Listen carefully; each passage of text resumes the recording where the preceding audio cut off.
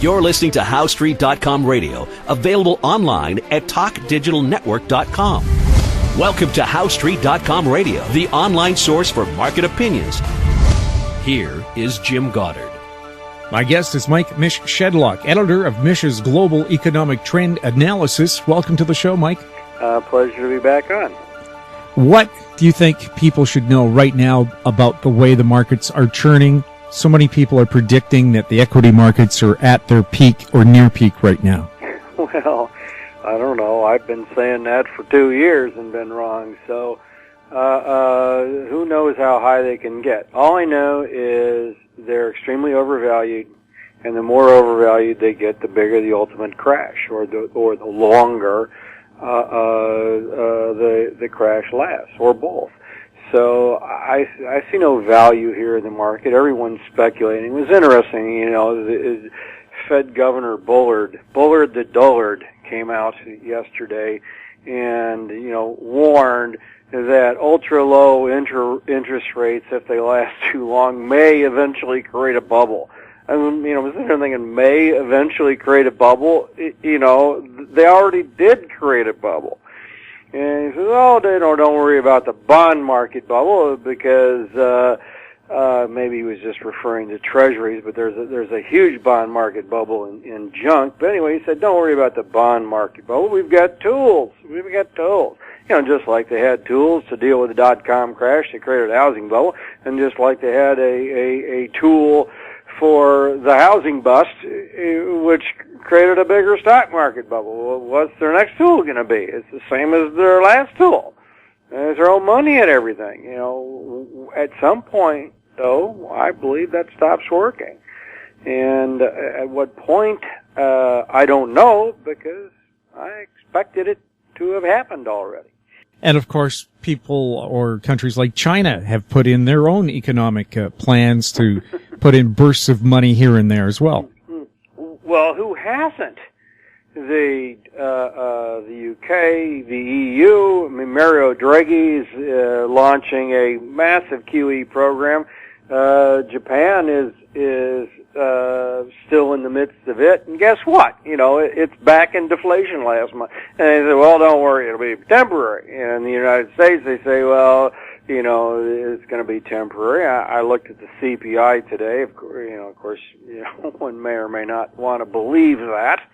But year over year, prices have been negative for the second month. We had an uptick this month, but energy prices have fallen so much that we're negative, albeit extremely slightly, for 2 months running. And month over month, they were negative 3 months running, and that trend was broken this month, but not enough to offset the year-over-year decline. So, here we have, and the Fed, Yellen comes out and says at the last FOMC meeting last Wednesday, said, they removed the word patient. We're no longer going to be patient or extremely patient or whatever. And instead, they're waiting for further improvements in the labor market. My gosh, the unemployment rate has fallen in half, and they're waiting for the CPI. Actually, they're waiting for 2% inflation. Well, we're at 0% right now, year over year. So, they may as well have said we're waiting for Godot. And essentially that's how the bond market reacted. And the Fed futures market has now said, well, we're not expecting any hikes now all the way out till September or December, when first people thought it was April and then they thought it was June. Notice how they keep pushing this thing back. Meanwhile, the economic data reports have been so god-awful that the Fed model forecast, they call this thing GDP now, haven't looked at it the last couple days, but the last I looked is for next quarter they're predicting something like 0.2% GDP. So yeah, it's debatable if the Fed is even going to get a hike, because I think we're heading into recession. Well, the Canadian government just downgraded its predicted growth for Canada to 1.9% for the year. Well, you're not going to make it. In the U.S., economists are still expecting this to be some sort of what do they call it? A temporary pullback here. They're expecting 3% here in the U.S. I'm expecting a recession.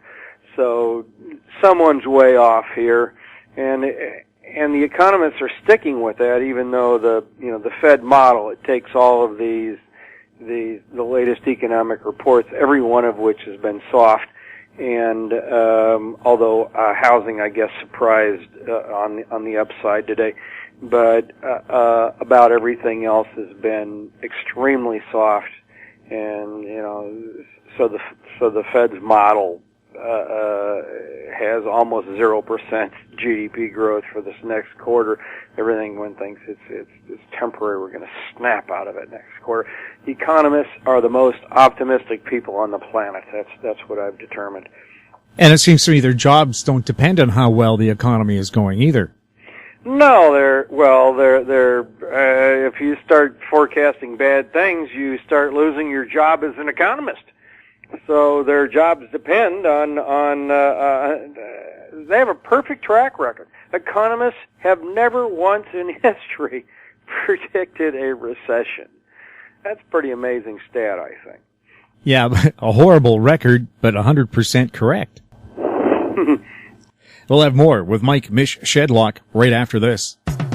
More and more people are looking to the internet for intelligent, riveting, and thought-provoking interviews. To advertise on the Goddard Report and TalkDigitalNetwork.com, call 604-699-8600, 604-699-8600. Welcome back. We're speaking to Mish Shedlock, editor of Mish's Global Economic Trend Analysis. Mish, China's downgraded their annual growth rate to 7%. Is that in any way accurate? And can we believe the premier that maybe we fudged the numbers a bit?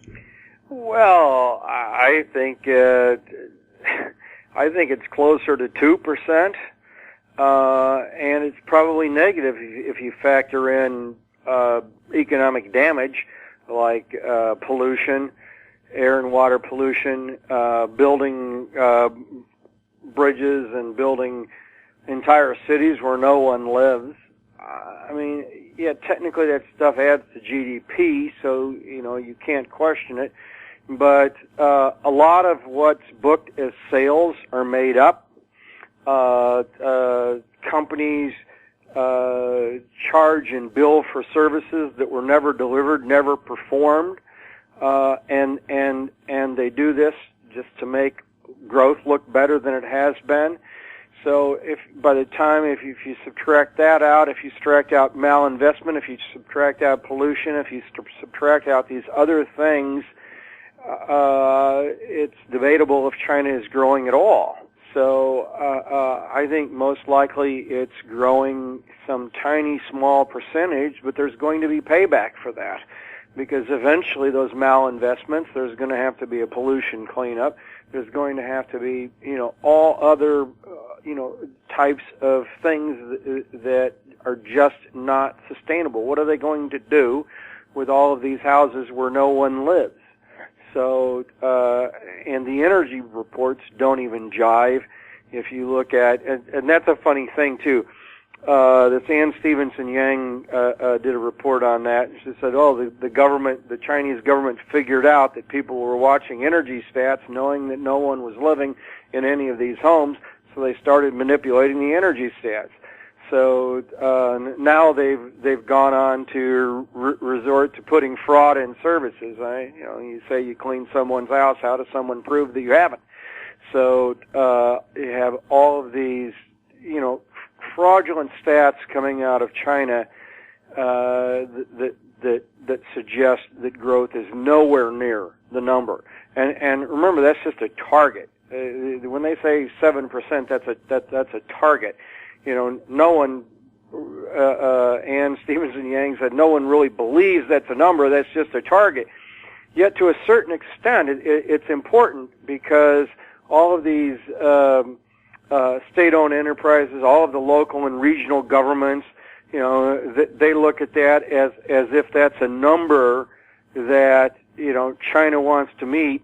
So they do their best to meet that number, and state-owned enterprises are hugely insolvent because of that. And then to the extent that they can't meet the number by doing activities that don't make sense, they report activities that didn't happen at all. Actually, China would be better off if it was all that way, because these activities that they actually do that have no economic payback at all are actually worse than fraudulent reporting.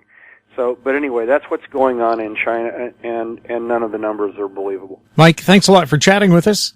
It's a pleasure to be on the show. My guest has been Mike Mish Shedlock, editor of Mish's Global Economic Trend Analysis, his website, globaleconomicanalysis.blogspot.ca. You're listening to HowStreet.com Radio. Find us on Twitter at Talk Digital Net, and check out our popular YouTube channel, Talk Digital Network. Comments about the show can be sent to info@HowStreet.com. I'm Jim Goddard.